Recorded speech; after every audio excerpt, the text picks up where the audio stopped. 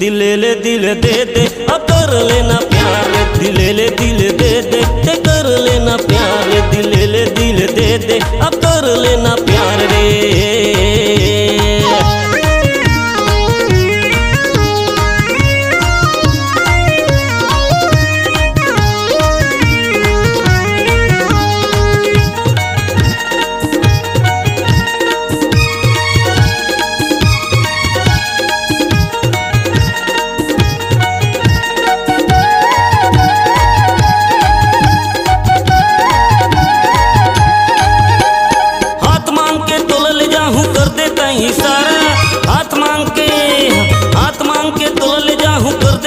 सारा हीरो ला मैं कम नहीं दिखम हूँ हम कुंवारा, हीरो ला मैं कम नहीं दिखम हूँ हम कुंवारा।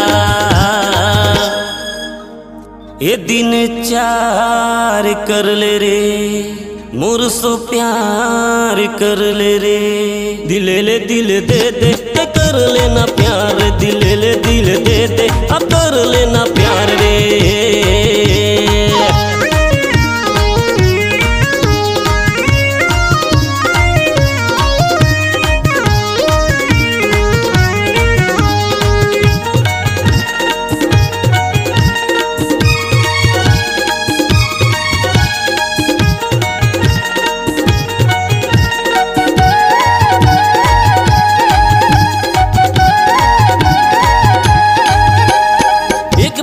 तन्हा याद नहीं आवे जन्म दोबारा, एक बार ये तन्हा याद नहीं आवे जन्म दोबारा।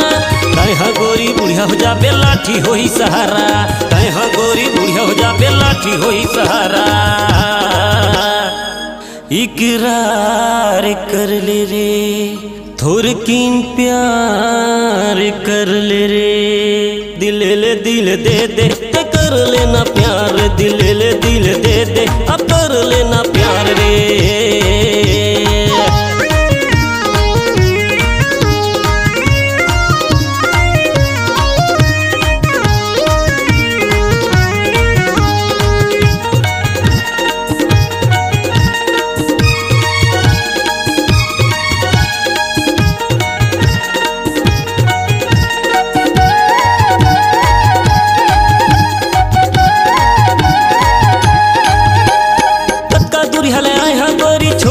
परिवार रे कत्का दूर हला आए हाँ गोरी छोड़ के मैं परिवार रे। ताय हाँ गोरी हाँ कही दे कर हाँ इंतजार रे, ताय हाँ गोरी हाँ कही दे कर हाँ इंतजार रे।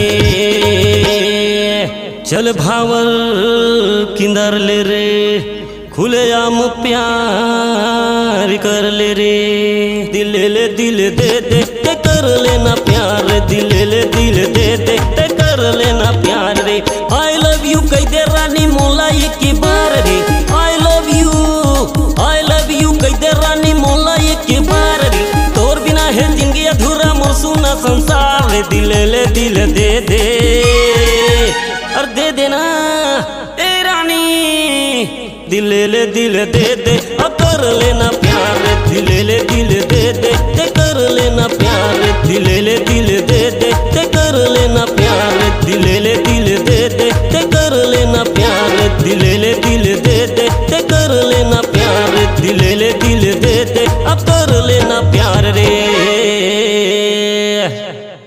आप सुन रहे हैं गायक विजय भास्कर और गायिका निशा रानी के सुमधुर आवाज में MP3 एल्बम खेलबो सगली भतली। प्रोग्राम हेतु संपर्क करें छत्तीसगढ़ी सांस्कृतिक लोक कला मंच माया के बोली। फोन नंबर है 9589825151 और 7024326161। खेलबो सगली भतली।